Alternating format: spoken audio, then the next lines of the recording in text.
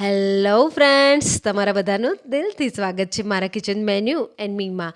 આજે હું તમને બનાવતા બતાવીશ બહુ જ સ્વાદિષ્ટ એવી આલુ મેથી સબ્જી, જેમાં ફ્રેશ લીલી મેથી, બટાકા અને બીજા થોડા ઘરના મસાલા એડ કરી બનાવીશું. જોઈને જ ખાવાનું મન થાય એવી અને સ્વાદમાં પણ જરાય કડવું ન લાગે એવી સબ્જી બનીને તૈયાર થશે. બન્યા પછી સહેજ પણ લચકો ન થાય અને બિલકુલ કોરી સબ્જી બને એની ટિપ્સ આજે આ વિડીયોમાં હું તમને બતાવીશ, એટલે વિડીયો પૂરો જોજો. તો ચલો જલ્દીથી બનાવીએ કોરી આલુ મેથી સબ્જી. તો તેની માટે અહીંયા વજનમાં 200 ગ્રામ અને જોડીમાં ગણીએ તો એક મોટી જોડી મેથીની ભાજી લીધી છે, જેને સાફ કરી કાપી છે. અત્યારે આ જોડીને મેં ધોઈને કાણાવાળા વાસણમાં નીતરવા મૂકી છે. હવે આ સબ્જી કોરી બને તેની માટે તેને બનાવતા હોઈએ એના 1 કલાક પહેલાં ધોઈ લેવી અને નીતરવા રાખવી, જેથી બધું જ પાણી નીકળી જાય. ભાજીને ધોવી ખૂબ જરૂરી છે, કારણ કે આમાં ઝીણી રેતી કે માટી હોય છે. ધોવાથી તે તરત જ પાણીમાં નીચે બેસી જશે. હવે ધોવા માટે પણ તમારે બહુ વાર પાણીમાં નથી રાખવાની, ફક્ત 5 મિનિટ મોટા વાસણમાં રાખી પાણીમાંથી તરત કાઢી લેવાની. અને બહુ જલ્દી હોય તો ભાજી ધોઈ સ્ટ્રેનરમાં લઈ તરત જ કોરા ચોખ્ખા કપડા પર કાઢી હળવા હાથે પાથરી દેવાની છે, જેથી બધું જ એક્સ્ટ્રા પાણી કપડું એબ્ઝોર્બ કરી લેશે અને થોડી જ વારમાં ભાજી કોરી થઈ જશે. તો તમે જુઓ, આવી જ રીતે કોરા કપડા પર ભાજી પાથરી દેવાની. ભાજી લચકા જેવી થવાનું મેઇન રીઝન પાણીનો ભાગ જ છે. આમ ન કરવાથી ભાજીનો સ્વાદ પણ ફરી જશે.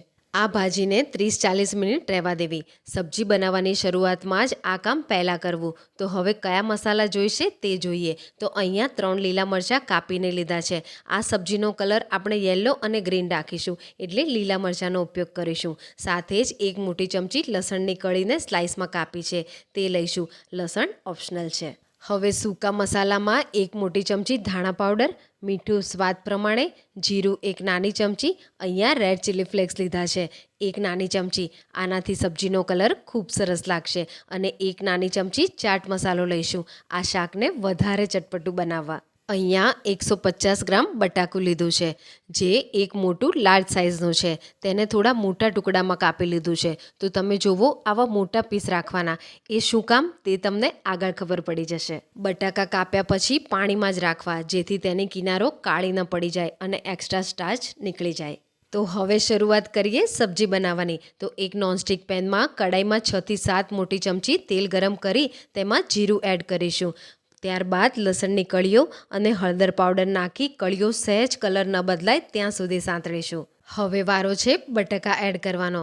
બટેકા એડ કરી સારી રીતે મિક્સ કરીશું. આ ટાઈમે મીઠું એડ નથી કરવાનું. અત્યારે મીઠું એડ કરવાથી મીઠાનો ટેસ્ટ ફક્ત બટાકામાં જ આવશે અને ભાજી કડવી લાગશે. તો હવે કવર કરી મીડિયમ ફ્લેમ પર ચડવા દઈશું અને વચ્ચે વચ્ચે ચેક કરતા રહીશું, જ્યાં સુધી બટાકા સારી રીતે ચડી ન જાય. આ સબ્જીમાં તેલ થોડું વધારે લેવું, જેથી બટાકા હાફ ફ્રાય થઈ શકે. આવી રીતે બનેલું શાક જ સ્વાદમાં ખૂબ ટેસ્ટી લાગશે. તો તમે જુઓ, બટાકા સારી રીતે ચડી ગયા છે અને બધી જ કિનારી બ્રાઉન થઈ ગઈ છે. આપણે સબ્જી માટે આવો જ કલર જોઈશે બટાકાનો. ચડી ગયા પછી બીજા મસાલા એડ કરીશું. તો લીલા મરચાં, મીઠું, ધાણા પાવડર, અત્યારે થોડી મેથી નાખીશું અને મીડિયમ ફ્લેમ પર ફટાફટ ચલાવીશું, જેથી મેથી ગળવાની શરૂઆત થઈ જાય. એકવાર મિક્સ થઈ જાય પછી બધી જ ભાજી નાખી સતત મિક્સ કરીશું, જ્યાં સુધી ભાજી બિલકુલ ગળી ન જાય. આ ટાઈમે ઢાંકવાનું નથી. જો ઢાંકીશું તો તેનું પાણી કડાઈમાં પડવાથી ભાજી લચકો બની જશે. આ કામ કવર કર્યા વગર જ કરીશું. એડ કરીશું ચાટ મસાલો અને ચીલી ફ્લેક્સ. ફરીથી મિક્સ કરીશું, જ્યાં સુધી તેલ બહાર ના આવે અને ભાજી કોરી ન થઈ જાય. આ સબ્જીમાં જો બટાકાના પીસ નાના કર્યા હોત તો તે જલ્દીથી ગળી જાત અને ભાજી સાથે મિક્સ થઈ જાત. મોટા પીસ હોવાથી તે છૂટા છૂટા રહેશે અને ભાજીને કવર નહીં કરી શકે. તો તમે જુઓ, આપણી ભાજી બનીને તૈયાર છે. ચલો ફટાફટ ભાજીને સર્વ કરીએ ગરમા ગરમ. તો જોયું તમે, કેટલું ઇઝી છે ઢાબા જેવી આલુ મેથી ઘરે બનાવવી.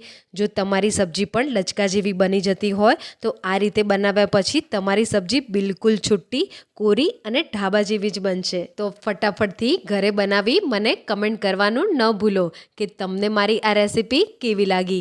ગમી હોય તો લાઈક અને શેર કરો. સાથે જ મારી ચેનલ મેન્યુ એન્ડ મીને સબસ્ક્રાઈબ કરો અને સાઈડમાં આપેલા બેલ આઇકનને પણ પ્રેસ કરી લો, જેથી મારી બધી જ નવી નવી રેસિપીઝનું નોટિફિકેશન તમને સૌથી પહેલાં મળે.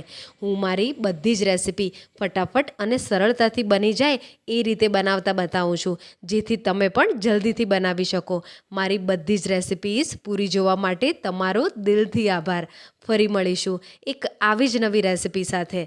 ત્યાં સુધી ગુડ બાય.